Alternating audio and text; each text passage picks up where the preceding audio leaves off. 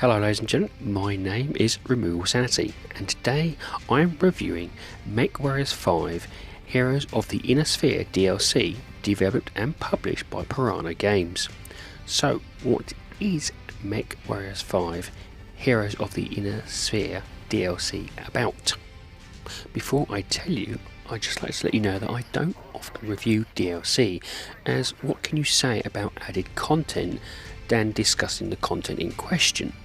Unless of course it changes the game dramatically, which is the case of this DLC.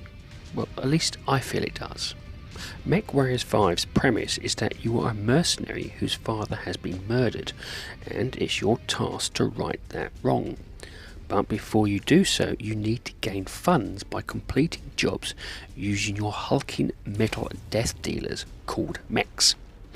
In doing so, you earn credits to buy bigger, more meaner mechs and weapons before confronting your murderer.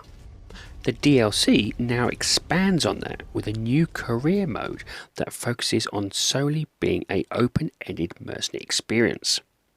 It also adds 7 new hero mechs, 7 new chassis, and 50 new variants to the existing mech lineup. It also provides a new map called New Biome and a new procedural mission type called Beachhead, along with some new weapons and equipment. They have also expanded the Inner Sphere to include 61 total war zones, 34 industrial hubs, and 55 total questlines. So let's talk about the DLC from a gameplay perspective.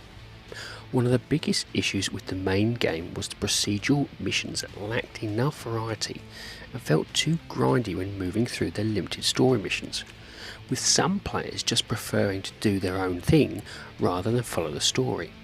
So, listening to their player base, Piranha Games has come up with a whole new mode. In the new career mode, from the outset you get to start in any of the great houses in the game, or if you feel like, you can just import your progress from the original campaign. To this end, the game has been completely rebalanced to ensure a more consistent and rewarding progress, which was one of the main game's flaws. To help do this, they have introduced cantinas from where you can pick up jobs from the Inner Sphere's most shadiest characters. They provide 5 different job types, which is now linked to a reward system that unlocks perks, which you can then use to tweak the properties of your existing mechs. The job paths available are Equipment Collector, Mech Collector, Mech Hunter, Treasure Hunter, and War Dog, with each path providing 10 unique perks that tweak your mech's performance, from faster turning circles to 10% more damage. You unlock said perks through a leveling system, and to do this you need to take the job's related path found in the cantinas, which, when completed, then gives you experience in that particular path. You can only take on 6 missions at one time, and they are found on the main screen. Now, these will unlock as you take on missions in general, but you can focus on these if you want to. For me, this did change my outlook on the game from grindy to a more rewarding experience. Regardless of what mission I'm doing, I can now always earn something that I look forward to.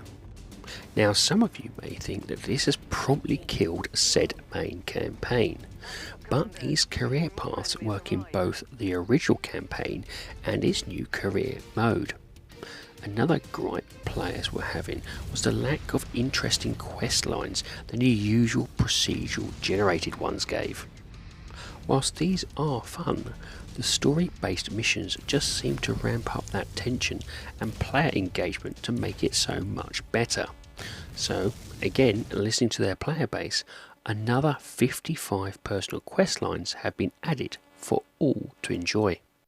They have also added a new map, which, like its previous ones, looks gorgeous to play in and really sells the setting it's showing off.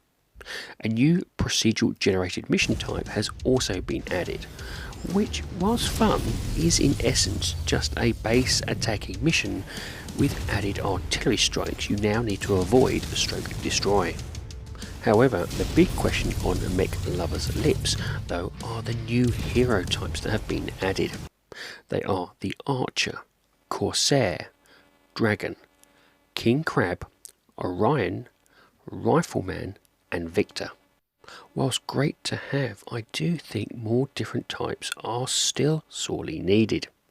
The new chassis do try to appease the players by giving us Champion, Charger, Corsair, Dervish, Hatamoshi, Marauder 2 and Vulcan. And whilst the new 50 variants are nice to have, they can be seen as more of a hindrance when you're after a specific variant type. This, with the new weapons and equipment, is a nice start and one I hope that continues through the game's life cycle. For me though, one of the best elements it adds isn't mentioned on the DLC information. You see, as long as the host of a co-op session has Heroes of the Inner Sphere DLC, the whole team can experience the extra content without having to purchase their own copy. This is superb for people who are limited on funds or want to test out the content before buying, and I so wish more developers would do this. And this brings to me why at the beginning of this review I stated that I believe it changes things dramatically. This DLC takes on board most of the complaints about the main game and tries to rectify it in a meaningful way, whilst also being accessible to those that are unable to purchase said content. And this leads me on to the rating of the DLC. Now I rate games in order of avoid, on sale, great purchase and must own.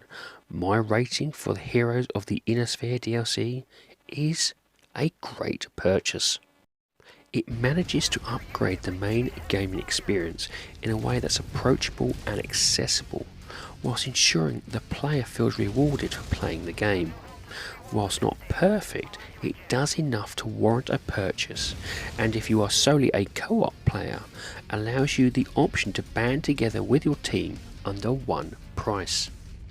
The DLC is currently priced on Xbox at £16.74 or approximately $20, and depending on your skill and patience would give you about 100 plus hours worth of gameplay to grab everything including the perks.